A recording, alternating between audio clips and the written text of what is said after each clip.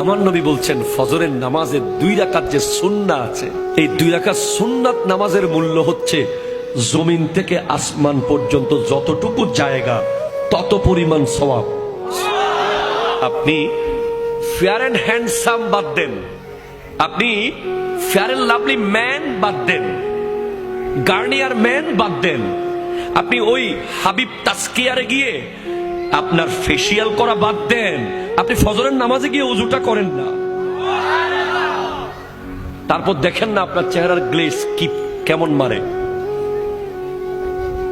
আপনি হাজার হাজার টাকা ফেসিয়াল করেন, আপনি হাজার হাজার টাকা বিউটিশিয়ানকে দিয়ে দিচ্ছেন, দিয়েন না, এগুলো আপনি ফিলিস্তিনের ভাই বোনের জন্য রেখে যান, ঠিক কিনা কথা বলেন? আপনি লক্ষ লক্ষ টাকা বিউটিশিয়ানকে দেওয়ার দরকার নাই। আপনি 5 ওয়াক্ত 5 বার ওযু করেন না, আপনার চেহারা দেখলেই শত্রু কাবু হয়ে যাবে, ঠিক কিনা কথা বলেন? আমি কোন বিউটি পার্লারের বিরুদ্ধে মানুষ না ভাই। বিউটি পার্লার, বিউটিশিয়ান যারা কাজ করে এটা একটা প্রফেশন, তবে হ্যাঁ এটার অতিরঞ্জন যদি হয়ে যায়, স্বামীর জন্য সাজা জায়েজ। এর বাইরে আপনারা যা করেন, আমাদের মা বোনরা এই এলাকায় মহিলা আসেনি না, সব চলে গেছে, আছে। আমার মা বোনেরা যেই পরিমাণ সাজে মেহেদি অনুষ্ঠানে যাওয়ার সময়, আগে পুরুষরা তেমন বিউটি পার্লারে যেত না, এখন পুরুষরা আরো বেশি। কালকে না পরশু দেখলাম একটা খেড়ি মাসাজ করতে গিয়ে রক্সিরি কাইতে পড়ে গেছে, ঠিক কিনা কথা কন? সাবধান, সতর্কতার কোনো মায়ের নাই। আপনার সেলুনে গিয়ে ওই মানুষটাকে দিয়ে আপনার মাথা মাসাজ করাইতে হবে না। সায়েন্স বলছে আপনি জাস্ট অন টাইম নামাজ পড়েন, আপনার মাথা মাসাজ সিজদায় হয়ে যাবে। কথা জোরে বলেন না, ঠিক কিনা? আপনি সেলুনের ওই মানুষ, ওই ভাইকে আর 10-20 টাকা 50 টাকা এমনি দিয়ে দেন, এতে কোনো অসুবিধা নেই। কিন্তু আপনি মাথা মাসাজ, ঘেড়ি মাসাজ, রক পিঠ মাসাজ যেগুলো করান সেলুনে গিয়ে, এগুলো সব কিছুর সমাধান একটা প্যাকেজে আছে, নামাজের ভিতরে আছে। অ্যাকর্ডিং টু সায়েন্স আপনি যদি পারফেক্টলি নামাজে দাঁড়ান, শোনেন, যখন আমরা আল্লাহু আকবার বলে এভাবে হাত তুলি, আছে না নাই? আবার অনেকে তো হাত তুলে এভাবে, এর দূর দূরে যাওয়ার দরকার কি, কাছের তো কাছে যাই, এটা তো কাছে, কাছের থেকে কাছে মারে দিই, এর দূর দূরে আসলে তো বহুত দূর, প্রায় 3-4 কিলোমিটার দূরে আসতে হইতেছে। এটা করবেন না, পারফেক্টলি এখানে আসবেন অ্যাকর্ডিং টু সায়েন্স। আমি পড়ে বলছি আপনাকে, গবেষণা করে বলছি। কিতাবের নাম হলো সুন্নাতে মুস্তাফা এন্ড জাদিদ সায়েন্স, লেখকের নাম তারেক মাহমুদ চুইগাত। উনি গবেষণা করে লিখছেন, বিশ্বের কিছু অনেকগুলো বিজ্ঞানী গবেষণা করেছে নামাজ নিয়ে। যখন একজন বান্দা এভাবে হাত তুলে এখানে আঙ্গুল লাগায়, তখন তার 2 আঙ্গুলের সাথে কানের সাথে লেগে একটা বিদ্যুৎ আয়ন হয়, এবং এসে যখন নাভিতে হাতটা রাখে, নাভিতে পুরুষ হাত বাঁধা, এটা বিজ্ঞানসম্মত। গোটা শরীরের অসংখ্য সেল যেগুলো অলরেডি ঝিমিয়ে গেছে, ঘুমিয়ে গেছে সেল, এখানে আমাদের শরীরে লক্ষ কোটি সেল আছে। নামাজে যখন আপনি আল্লাহু আকবার বলে নাভিতে হাত রাখবেন, পুরুষরা সাথে সাথে গোটা শরীরের হাজার হাজার লক্ষ লক্ষ ঘুমন্ত সেল অ্যাক্টিভ হয়ে যাবে। আর যখন আপনি শুরু করে দেবেন আলহামদুলিল্লাহি রাব্বিল আলামিন আর রহমানির রহিম মালিকি ইয়াউমিদ্দিন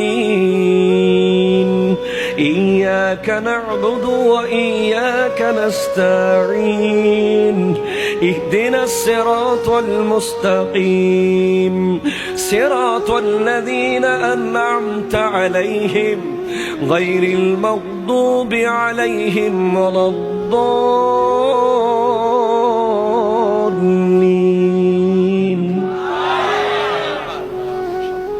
তখন প্রতি আয়াতে আয়াতে আপনার শরীরের অসংখ্য জায়গায় যেখানে রক্ত থেমেছিল, ব্লাড স্টপ ছিল, যেখানে কোষগুলো মরে যাচ্ছিল, সব থপ থপ করে জেগে উঠবে কোরআনের আয়াত শোনার সাথে সাথে। এজন্য যে সমস্ত মা বোনেরা নামাজ পড়ে ওদের সন্তান, আর যে সমস্ত মা বোনেরা নামাজ পড়ে না ওদের সন্তান, দুই সন্তানের মধ্যে আকাশ আর পাতাল বেশ কম থাকবে। আচরণে, ভদ্রতায়, নম্রতায়, ধৈর্যতে, সবকিছুতে পার্থক্য থাকবে। এমনিতে মায়ের বুকের দুধ, পৃথিবীর সমস্ত ভিটামিন মিনারেলস দুইটা পানির ভিতরে আল্লাহ দিয়েছেন, একটা জমজমের পানি আর একটা মায়ের বুকের দুধ। যেখানে আল্লাহ গোশতের ভিটামিন দিয়েছেন, মাছের ভিটামিন দিয়েছেন, এ টু জেড সব ভিটামিন মিনারেলস আল্লাহ দিয়েছেন জমজমের পানিতে আর মায়ের বুকের দুধে। এমনিতেই ওই দুধের মধ্যে আল্লাহর দেওয়া নিয়ামত তো আছেই, পাশাপাশি মা যখন সিনার মধ্যে হাত রেখে নামাজ পড়তে থাকে, কোরআন তেলাওয়াতের মাধ্যমে আরো বেশি শক্তিশালী হয় মায়ের বুকের দুধ। ওই দুধ যখন সন্তান পান করে ওই সন্তান আল্লাহর ওলি হয়ে যায়। ওই সন্তান জগতের শ্রেষ্ঠ ব্যক্তিত্ব হয়ে যায়। ওই সন্তান সমাজ সেবক হয়। ওই সন্তান ধৈর্যশীল হয়। যে সমস্ত মারা নামাজ পড়ে পড়ে সন্তানকে দুধ পান করায়। আব্দুল কাদের জিলানী রহমতুল্লাহ আলাইহি, ওনার মা ওনাকে পেটে রাখা অবস্থায় সব সময় কোরআন তিলাওয়াত করতেন। দুনিয়াতে আসার পরেও কোরআন তিলাওয়াত করতেন বলে আব্দুল কাদের জিলানী রহমতুল্লাহ আলাইহির একটা স্পেশালিটি হলো উনি মায়ের পেটে সেহেরি খেয়েছেন, দুনিয়াতে এসে ইফতার করেছেন। এটা আপনাকে মানতেই হবে ভাই, কারণ আমি এমন কিতাব থেকে বলছি বাহাজাতুল আসরার, যেটার দলিল সনদ অত্যন্ত মজবুত। সুবহানাল্লাহ জোরে পড়েন। এরপর যারা তাহাজ্জুদ পড়বে, আমি তো বলেছি আল্লাহর মোবাইল নাম্বার লাগবে আপনাদের, কথা বলে লাগবে কিনা বলেন না। রব্বুল আলামিনের একটা মোবাইল নাম্বার আছে। আমাদের কওমি ঘরানার এক হুজুরের মুখে আমি শুনেছি, আমার খুব ভালো লেগেছে কথাটা। উনি বলছেন আল্লাহর মোবাইল নাম্বার হচ্ছে 222। বলে কেমনে? রাতের 2টা বাজে 2 রাকাত তাহাজ্জুদ, 2 ফোঁটা চোখের পানি। রাতের 2টা বাজে 2 রাকাত তাহাজ্জুদ, 2 ফোঁটা চোখের পানি। আল্লাহর সাথে আপনার কথা শুরু হয়ে যাবে। আরে ভাই, আপনি যদি আমার বছরে একবার ফোন দেন আমি কি চিনবো আপনাকে? চিনবো না ভাই, বিশ্বাস করেন চিনবো না, কষ্ট হবে। অ্যাক্সেস রোড দিয়ে এসে একটা বড় দোকান ছিল, নাম ছিল নিউ ফুডস কর্নার। ওই দোকান বরাবর যে মাঠ, মাঠের এক কোনায় 10-12 জন স্মার্ট যুবক ভাই ওয়াজ শুনতেছিল। এইভাবে করে আপনাকে বুঝাইতে হবে আমাকে, তখন আমি চিনবো। আর যদি আপনি আমারে মাসে একবার ফোন দেন, আমি তখন ফোন দেওয়ার সাথে সাথে মোটামুটি চিনে যাব। যদি সপ্তাহে একবার ফোন দেন, আমি লাইন কেটে ব্যাক করব। যদি ডেলি একবার ফোন দেন, আমি বলবো দোস্ত তুই দাঁড়া, আমি আসতেছি। ঠিক কিনা কথা বলেন? দুনিয়ার নিয়ম। আপনি আল্লাহর সাথে ফজরে 4 রাকাত পড়েছেন, জোহরে 12 রাকাত পড়েছেন, আসরে 8 রাকাত পড়েছেন, মাগরিবে 7 রাকাত পড়েছেন, এশায় 15 রাকাত পড়েছেন। সম্পর্ক কাছে যাচ্ছে। রাত্রে দেখবেন আপনি ঘুমাইতে পারতেছেন না, ছট করে উঠে গেছেন 3টা বাজে, কে যেন আপনাকে ডাকছে। তাহাজ্জুদ পড়েছেন, বলেন আল্লাহ কি আপনাকে ওলি না বানিয়ে রাখবে? আয় বান্দা, আর থাকিস না, বন্ধু হয়ে যা। অ্যাকর্ডিং টু সায়েন্স, সমাজের যে নেতা হবে, কি হবে? জোরে কয় না, কি হবে? মসজিদের যিনি সভাপতি হবে, এলাকার মহল্লার যিনি সর্দার হবে, যিনি দেশের শাসক, সমাজের শাসক, ইউনিয়নের শাসক, জেলার শাসক, উপজেলার শাসক, অ্যাকর্ডিং টু সায়েন্স তাকে তাহাজ্জুদ গুজার বান্দা হওয়া উচিত, ঠিক কিনা বলেন? তাহাজ্জুদ নিয়ে গবেষণা করেছে আমেরিকার একদল বিজ্ঞানী। তারা বলছে এটা কি সিস্টেম, রাতের মাঝরাতে ঘুম থেকে উঠে যাওয়া, এটা কি শরীরের জন্য কোনোভাবে ভালো হতে পারে? তখন তারা এক দলকে ঘুম পাড়িয়ে রেখেছে আর এক দলকে ঘুম থেকে তুলে দিয়েছে তাহাজ্জুদের টাইমে, দুইটা দল। পরে দেখা গেছে যারা তাহাজ্জুদের টাইমে ঘুম থেকে উঠে যায় তাদের ডিসিশন নেওয়ার ক্ষমতা সবচেয়ে বেশি অ্যাপ্রোপ্রিয়েট হয়। আমার নবী 63 বছর জিন্দেগিতে আমাদের 63,000 বছরের কাজ করে গেছেন, ঠিক কিনা বলেন না? কেমনে পারলেন? হ্যাঁ, উনি নবী, ওনাকে আল্লাহ ক্ষমতা দিয়েছেন, কিন্তু আমার নবীজির জন্য তাহাজ্জুদ ফরজ ছিল। একটা মানুষ যখন তাহাজ্জুদ পড়বে সে কোনোদিন লাইফে রং ডিসিশন নিতে পারবে না। তার ব্যবসা লস হয়ে যাবে, সে সুইসাইড করবে না। হাজারো মেয়ে তাকে ছেড়ে চলে যাবে, সে হাত কেটে ফেলবে না। কথা বলেন ঠিক কিনা? তার সম্পদ নষ্ট হবে, সন্তান মারা যাবে, তার লাইফে যতই ঝড় আসুক, তাহাজ্জুদের মজা একবার যে পেয়েছে। সমাজে যে সিদ্ধান্ত নেওয়ার মিটিং হলে 100 জন তাহাজ্জুদ ছাড়া নামাজ যে সিদ্ধান্ত দেবে ব্যক্তি, আর একজন তাহাজ্জুদ পড়নেওয়ালা ব্যক্তির সিদ্ধান্ত ওই 100 জনের চেয়ে বেশি নিখুঁত হবে। আমাদের সমাজে এখন লিডার যারা হয় তারা তো তাহাজ্জুদ তো দূরের কথা, কথা কয় না, ঠিক কিনা? কথা কয় না।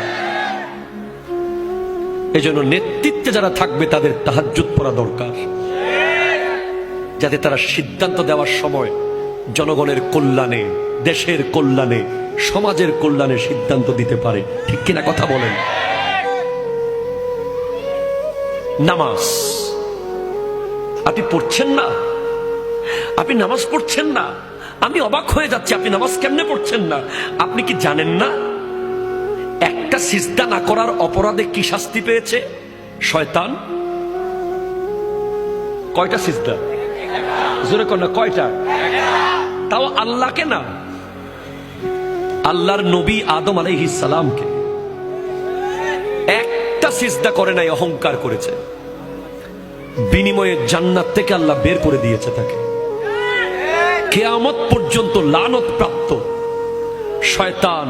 পৃথিবীর এমন কোন জায়গা নাই যেখানে সে সিজদা করে নাই আল্লাহকে, কিন্তু আল্লাহর কথা মতো একটা সিজদা না করার অপরাধে যদি সে এমন শাস্তির শিকার হয়, আপনি তো জানেন না প্রতিদিন 17 রাকাত হচ্ছে ফরজ নামাজ, 17 দুগুণ 34টা সিজদা।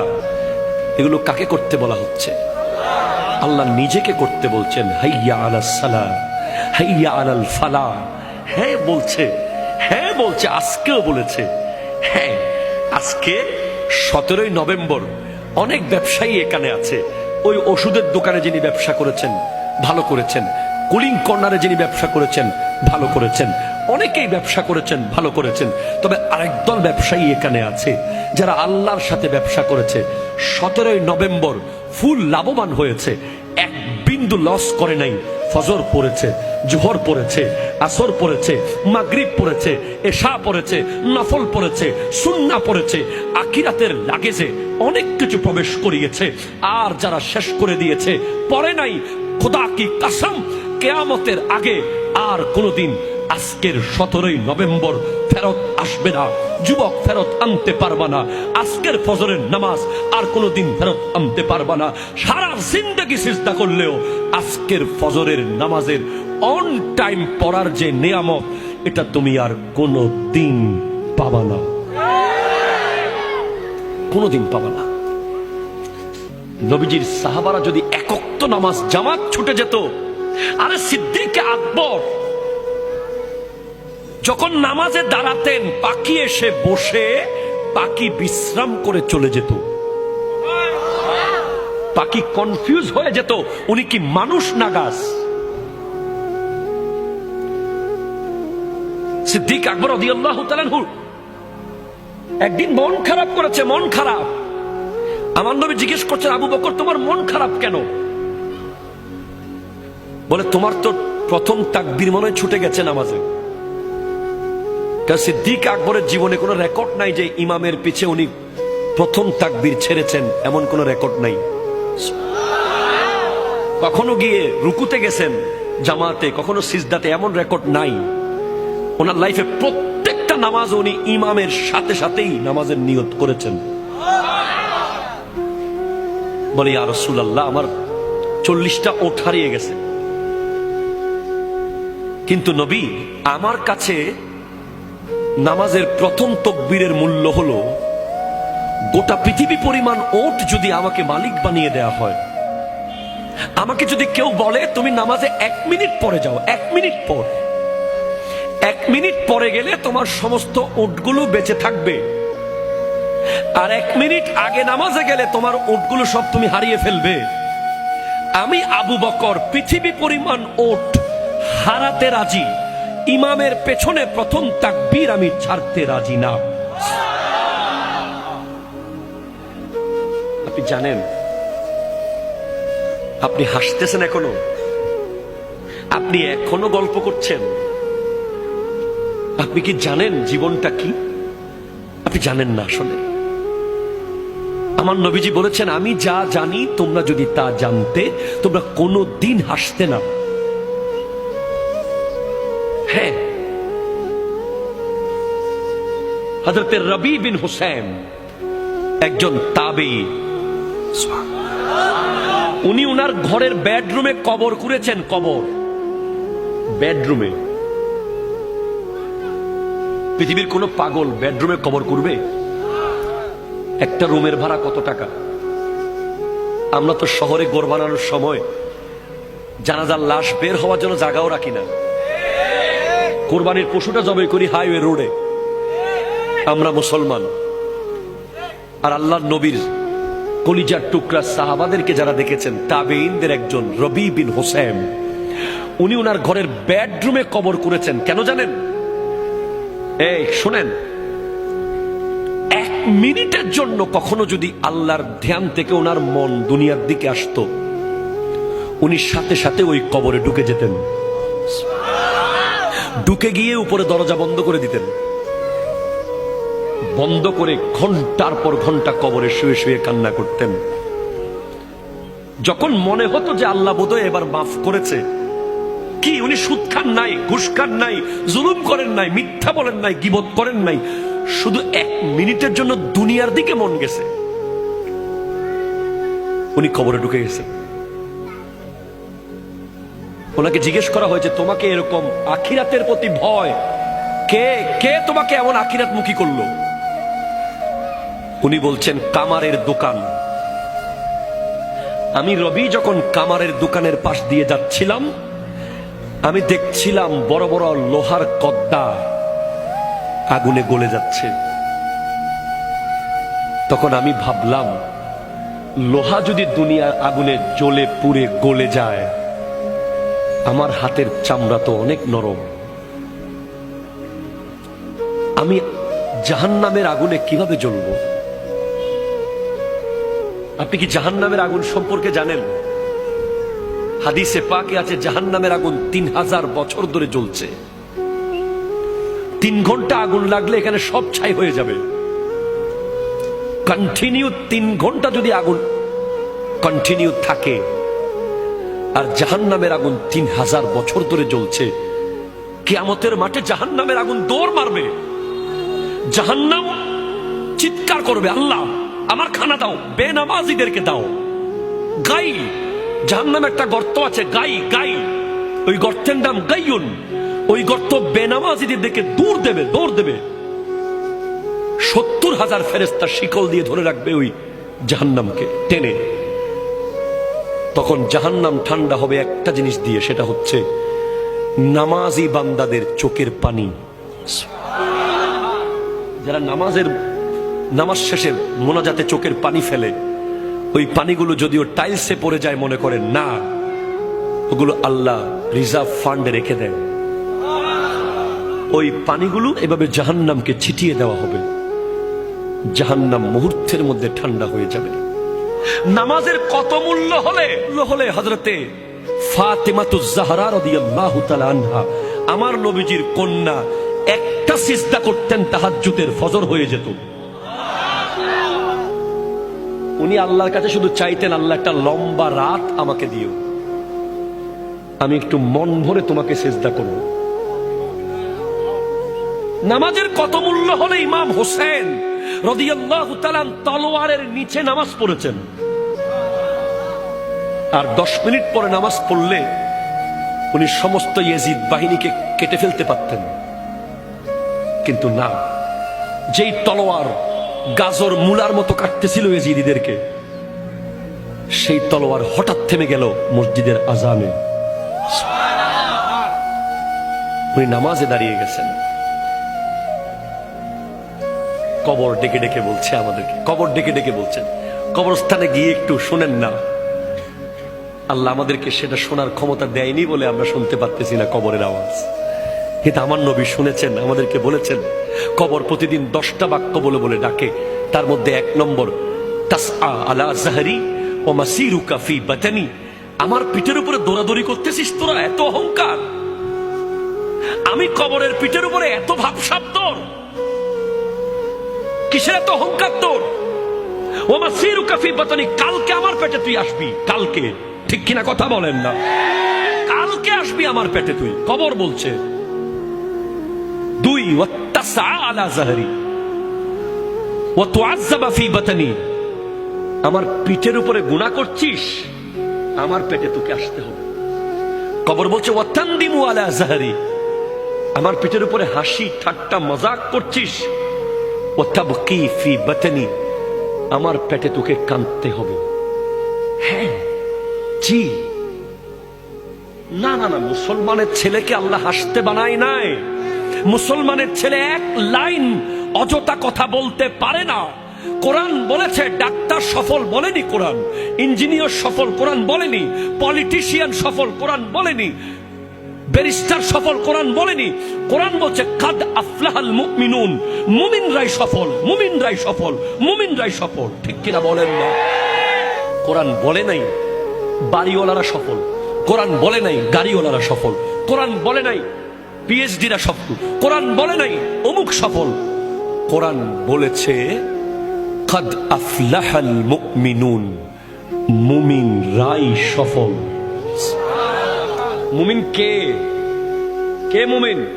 আল্লাযীনা হুম ফি সালাতিহিম খাশিউন, যারা হৃদয় দিয়ে নামাজ পড়ে, যারা কলিজা দিয়ে নামাজ পড়ে, নামাজে গেলে দুনিয়ার কথা যারা ভুলে যায়। ওয়াল্লাযীনা হুম আনিল লাগযি মুরিদুন, যারা এক লাইন অযথা কথা বলে না। ওয়াল্লাযীনা হুম লিযাকাতি ফাইলুন, যারা জাস্ট টাইম যাকাত দিয়ে দেয়। ওয়াল্লাযীনা হুম লিফুরুজিহিম হাফিজুন, যারা লজ্জাস্থানকে হেফাজত করে। জীবনের মহামূল্যবান সময় চলে গেছে। মুসলমানের ছেলেরা যেন নামাজ পড়তে না পারে, এজন্য সমস্ত রকমের আয়োজন করে রেখেছে ইহুদি খ্রিস্টানরা। ঠিক কিনা কথা বলেন? মুসলমানের ছেলে যেন নামাজ পড়তে না পারে, এজন্য নেইমার আর ক্রিস্টিয়ানো রোনালদোকে কিনেছে সৌদি আরব। ঠিক কিনা কথা ধরে বলেন? আজকের সৌদি আরবের নিউজ দেখেন আপনারা, রিয়াদে কাবা ঘরকে স্ক্রিনের মধ্যে রেখে বেগানা নারী নাচতেছে। মুসলমানের ছেলেকে ধ্বংস করে দেওয়ার জন্য প্রতিদিন গেম তৈরি হচ্ছে, প্রতিদিন সফটওয়্যার তৈরি হচ্ছে, প্রতিদিন ব্যাটিং সাইট তৈরি হচ্ছে, প্রতিদিন প্রতিদিন কিছু না কিছু হচ্ছে। মুসলমানের ছেলেকে মসজিদ থেকে গলা ধাক্কা দিয়ে বের করতে হবে না, একটা জিন্সের প্যান্ট মুসলমানের ছেলেকে বের করে ফেলেছে মসজিদ থেকে। হ্যাঁ, আমার কথা বিশ্বাস না হলে আপনি গবেষণা করেন না। যেদিন থেকে জিন্সের প্যান্ট এসেছে সেদিন থেকে শত শত যুবক নামাজ থেকে দূরে চলে গেছে। কেন? কারণ ওই প্যান্ট পরে সে বসতে পারে না, ঠিকভাবে প্রস্রাব করতে পারে না, পরে বলে হুজুর আমার প্যান্টের সমস্যা। আপনি তো বুঝেন নাই সেটা। মুসলমানের ছেলেকে ট্রিট দেওয়া হয়েছে, ট্রিট। পাশ করেছিস, ট্রিট দে। বিয়ে করেছিস ট্রিট দে, ফলো হইছে ট্রিট দে। ট্রিট করতে এসেছে, ট্রিট কোথায় পাইলা তোমরা? ইসলাম তো ট্রিটকে দেয় না, ইসলাম ফাতেহা দিয়েছে, ঠিক কিনা বলেন না? একটা যুবক যাচ্ছে ট্রিটে, একটা যুবক যাচ্ছে ফাতেহাতে। বিশাল পার্থক্য হয়ে যাবে। যে ট্রিটে যাবে তার ফ্যান থাকবে সিরা,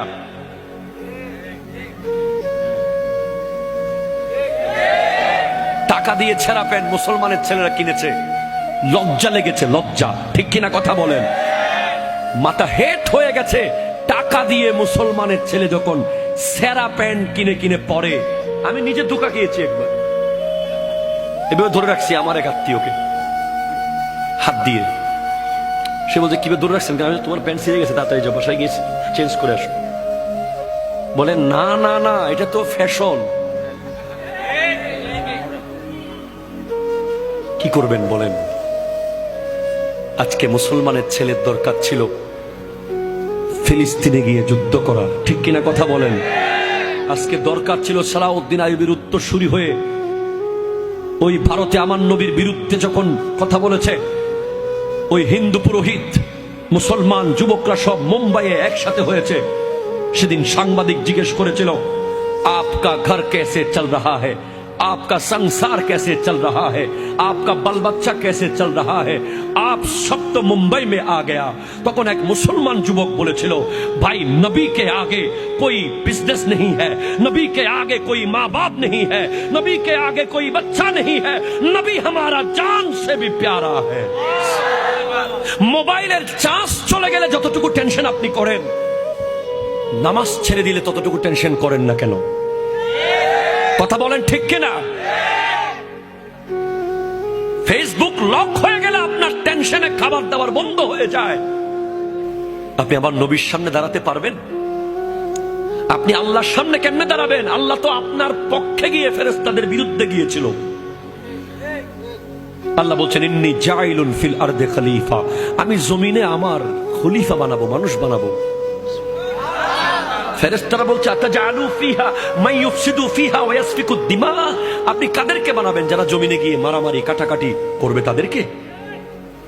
আল্লাহ বলছেন, না, ইন্নী আ'লামু মা লা তা'লামুন, আমি যা জানি তোমরা তা জানো না।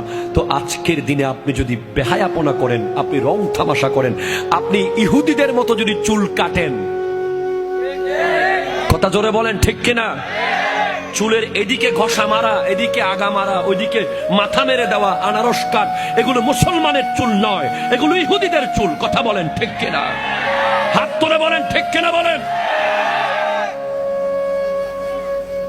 আপনি আগে মাথার চুল ঠিক করেন, তারপর ফিলিস্তিনের পক্ষে কথা বলেন। আপনার আপাদে মস্তক আপনি চেক করেন, ইহুদিদের কি কি আপনার ভিতরে ঢুকে গেছে। আপনি যে নেইমার আর মেসিকে নিয়ে শত শত দিন বন্ধুর সাথে তর্ক করেছেন, সেই নেইমার আজকে কোথায়? সৌদি আরবে। আপনার আমার ফিলিস্তিনের ভাই বোনদের টাকা, আপনার আমার টাকা, তেলের টাকা, আল্লাহর দেওয়া টাকা, সেই টাকা আজকে নেইমারকে 5 স্টার হোটেলে রেখে সৌদি আরবকে ফুটবল শেখানো হচ্ছে। বিনিময়ে কি পেলাম? ফুটবলের মধ্যে এখন কালিমা। আপনি ইন্টারনেটে সার্চ করেন, মেড ইন চায়না ফুটবল বানাচ্ছে, শত শত বল যেখানে সৌদি আরবের পতাকা লাগানো আছে, লা ইলাহা ইল্লাল্লাহু মুহাম্মাদুর রাসূলুল্লাহ। ফুটবল তো আপনি জানেন লাঠির জিনিস, ঠিক কিনা? আর তর্ক করবেন আপনি? আপনি যেভাবে বন্ধু নিয়ে চিপস, কোক, স্প্রাইট, চনাচুর নিয়ে যেভাবে বিশাল এলইডি টিভিতে ফুটবল কোপা আমেরিকার ফাইনাল দেখতে বসেছিলেন, সেভাবে যদি একবার নিজের ঘরে কোরআন তেলাওয়াত করতে বসতেন, আপনি ওলি আল্লাহ হয়ে যেতেন, ঠিক কিনা? কথা বলেন। বসেন নাই, বসেন নাই। আপনাকে আল্লাহ বলবে, শেষ কথা আমার শেষ কথা। আল্লাহ বলবে, তুই ঢাকা যাওয়ার সময় 3 ঘন্টার ভিতরে সব প্রস্তুতি নিতে পেরেছিস, গামছা, লুঙ্গি, ব্রাশ, টুথপেস্ট, টিকেট সব 3 ঘন্টায় রেডি। তুই দুবাই যাওয়ার সময় 3 দিনে সব প্রস্তুতি নিয়েছিস। আর আমি আল্লাহর সামনে আসার জন্য তোকে 90 বছর টাইম দিয়েছিলাম, তোকে 70 বছর টাইম দিয়েছিলাম, তোকে 50 বছর টাইম দিয়েছিলাম, কই তুই এত অগোছালো কেন? কোথায় তোর আমল নামার এই হাল কেন? বাস এই প্রশ্নের উত্তর যেন দিতে পারেন আল্লাহর সামনে। আল্লাহ পাক আমাদেরকে কবুল করুন।